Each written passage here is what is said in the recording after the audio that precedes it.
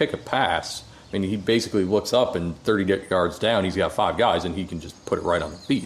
Mm-hmm. If you have that guy that the whole attack pivots around him, he doesn't have to move forward as much, so he can actually kind of hang back and help out with the number 6. So all of a sudden, your 3-man line is practically a 5-man line. Yep. And again, we don't have the pieces. We have nobody like that, though. Yeah. We can't. And, it's not like they're not available.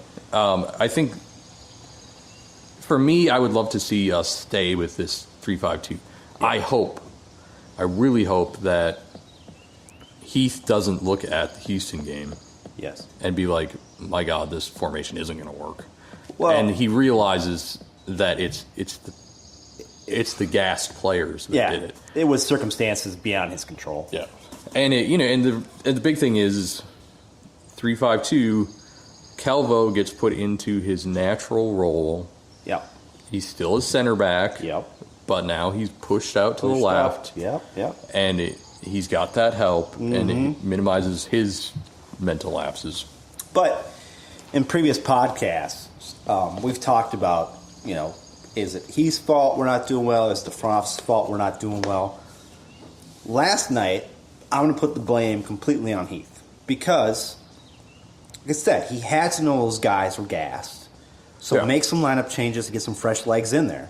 But if you don't do that and you start seeing those guys out there not competing, make changes. Right. He was just stubborn last night. He was just like, well, I'm just going to keep those guys out there because they're the best guys, and I don't give a shit if they are gas. I don't give a shit if they're not playing well. Ramirez, prime example, I don't care if he's flat-footed and he's not doing anything. I'm going to keep him out there. Right. And he shouldn't have. After the first goal, he should have said, whoa, hold on. I got guys out here who aren't playing to 100% here. Not even to 75%. I need to switch some things up around here to get some energy out here. Yeah. And he waited till the 70th minute to do it. And then by that time it was too late. Yeah. I completely agree because, let's not, I don't want to, because we keep banging on it how, that our players were gassed, but to put things in perspective, Houston was in the same boat. I think they played on Tuesday, but they still had the same 3 games in 8 days stretch. Yeah. So they were in the same boat that the United were. Yep. So, I that's a good totally point. agree with you, Tony. Like, something should have been changed earlier. He should have made a change. And it's on that last night's games. Not only it's on him, it's on the players, it's on both of them. We can't blame anybody else for what happened last night. So let's get away from the United for a while. Let's just put it in the circular file, dump it in there. Let's take a little break first, and then come back. We'll talk about the World Cup, what we've seen, who's left, who's not, and who we think is going to become champions. And we'll come back in a minute. All right, good.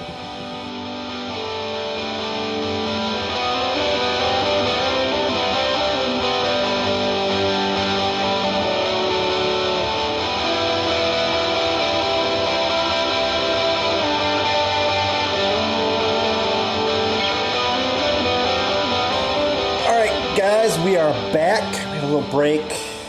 Sterling got some more water because he's very dehydrated. Really dehydrated. He's very dehydrated. He's skin and bones right now. It's ridiculous. I got another beer. Steven's got another beer. Steven's drinking the Cynic Pale Ale from Surly, my go-to beer at Surly. I drink it all the time. Yeah, I don't have it often, but I like it. Good stuff.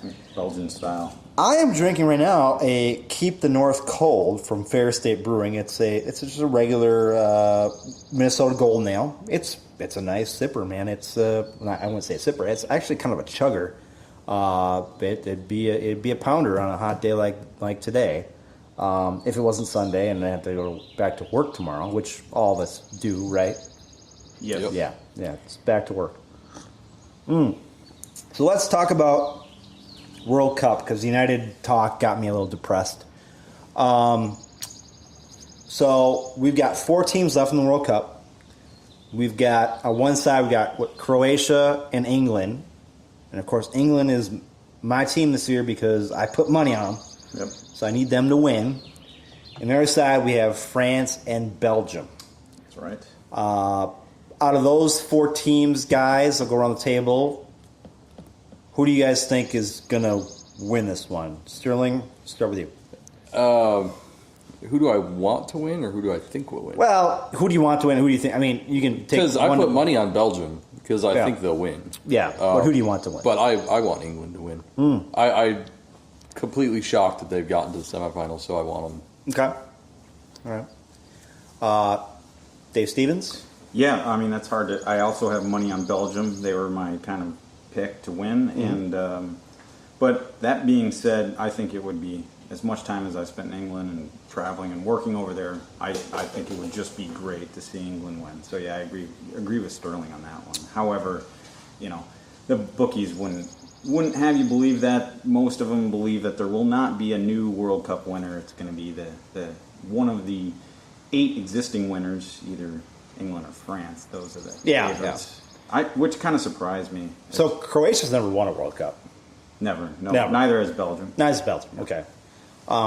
Me personally, I like England. I like Harry Kane.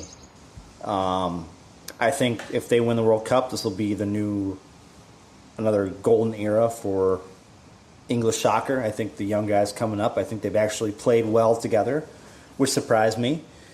Which is why I put money on them in the beginning, because I thought, well, young guys, maybe they can do some things, and if they win, I win some money. If Belgium wins, you guys win some money.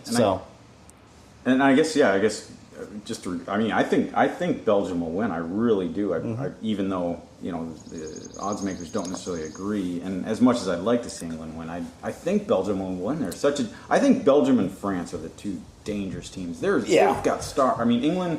They've got, like you said, golden era. They've got some great players, but I think Belgium and France are in a league of their own. In my opinion, it's probably only my opinion, apparently. But Belgium's also going through a kind of, if they were to get into the final, they're going through a golden era too. I mean, they have some great young players coming up. I mean, they're all going to be in at least one more. Yeah, exactly right. And that Japan-Belgium game, the Japan-Belgium game was a bit of a scare, but they knocked off the favorites, Brazil. And they looked good doing it. Mm-hmm. So let's rewind it a bit, guys. We were at Beer Garden, Germania 2 weeks ago. We watched Germany beat Sweden, right? Yes. Yeah. On an extra time. I think it was extra time, wasn't it? Added time. Added time, yeah. 2-1 on a great goal. The Germans are very happy at that point. Unfortunately, the Germans couldn't beat South Korea and lost to them 2-0, which shocks the hell out of me, because how do you lose to South Korea? Yeah. And on a side note, we found out yesterday that Beer Garden Germania is now closed. We don't know the what's going on there. We heard there was an equipment problem that they couldn't pay for. I guess all of us here and our friend Johnny hope that they can figure things out and they can reopen. Yeah. Because they were very gracious hosts for our podcast. Carrie was fantastic, gave us a huge 3-liter boot of beer and a pretzel. We did our podcast out on their little patio there. Of course, you guys probably last podcast heard the jazz music in the background. We had some good conversation. We had some great beers, and hopefully they can get back. But what's crazy about this World Cup is that was, for Germany, that was a high point. And I thought for sure when they won that game, they would go on and just kick some butt. They would just go on. Yeah, totally agree with you. And then they lost to South Korea, and I said, well, this World Cup is not going how everybody planned it. I mean, Brazil lost to Belgium. Yeah. Right? And Brazil was another team. I was like, Germany and Brazil, those 2 teams were the two big guns, and both those teams are now gone. Yeah, you're without Neymar, you're without Messi, you're without the entire German squad. It's weird. It's weird. So what you're saying is now that without Neymar, without Messi, without Ronaldo, the World Cup's basically unwatchable. Yeah, no, Ronaldo. There we go. You know, there's another name on my. Dave. I'm being. But the funny thing is, there's a lot of people out there who would think that without stars in the next it's not as important. 2 games, it's not as important. Yeah. You do have. I mean, I look at England. I look at Kane, and I say, okay, this is a rising star in this in international soccer. And I look at it and I say, well, I'd love to see a guy like Neymar. I don't like Neymar, and that's because of his theatrics. Yeah. Neymar would be great to be in the Final Four. Messi would be great to be in the Final Four. Ronaldo would be great to be in the Final Four. They add another level to the Final Four. But when you have 4 teams like this who, don't have the star power, I think it makes it better. Yeah, I agree. And what they don't have is the super star power. Yeah, exactly. They have star power. Those all 4 of the teams remaining are loaded with top European players. All 4 of them. There's no doubt about it. I mean, especially Belgium and France. Yeah, De Bruyne and Lukaku. Yeah. I mean, those guys, and I could go on. And I mean, even Croatia has 2 or 3 top European players. Go on and but on. This There's star power, but there's not superstar power. And I think it's more. Maybe you guys would agree or not. It's more their star power is domestic. Yes. And they don't And have this this international aura around them. And this is good for FIFA, I think, because you get 4 teams who have some star power domestically on a global stage. Right. So these guys get to come out now. These guys get to show the world what they can do. Whereas the Neymars and the Messis and everybody knows what they can do. Right. So when you're watching those games, you might see a guy who you haven't seen before make a great play, and you say, "Oh, this guy is something special." It could be a big boom for FIFA at this point. The other big thing is Brazil will not be going for their 5th star, which was 6 star. 6th star. Sorry. Yeah. Which was a good thing for our friend Johnny. First mention of the podcast, by the way. Johnny. Yeah. Johnny has a message. Here's the deal. 50 minutes in. 50 minutes in. Yeah. I think that might be a record. There's a reason why I didn't mention Johnny is because Germany is out. I know he's upset about that. I've seen the texts. He was very excited after the German win at Beer Garden. He was very. How would I put it? Excited? Happy? Excited, That happy. might not be doing it enough justice. Well, he had a little help because he had some German beers. But he had his flag and his hat. He was very excited after that game. And I was excited for him because I watching that game was an incredible experience, watching with all those German fans. It was, and the finish on that, the finish, late added time goal was just so Yeah. thrilling, and that's what's made this world. One of the reasons it's made this World Cup so good. It just seems like there's been so many late goals, added time goals. Yes. Well, and it isn't the own goal the current Golden Boot leader? Technically, I mean, obviously, it's not going to win the Golden Boot, but it's there are more. Own goals. There are more than- goals. Yeah. This World Cup has set a record for the most own goals. Yeah. Which some of those, I mean, looking at them, like, you call it an own goal, but, if you kick a nice cross in from the corner or something on a set piece and it glances off a guy's elbow and goes into the goal. I mean, that was called an own goal, but But no, you're right. It set a record. There was one. I can't think of which game that was now. It was the last round.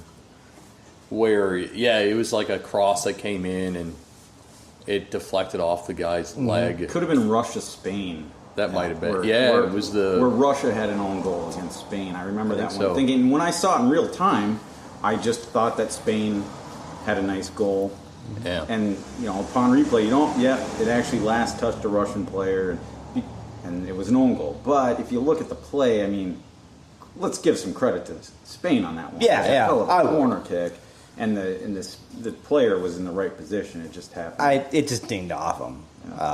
But back to Germany and the reason, and the reason why I don't bring up Johnny in this podcast is that was a huge high for Johnny, and then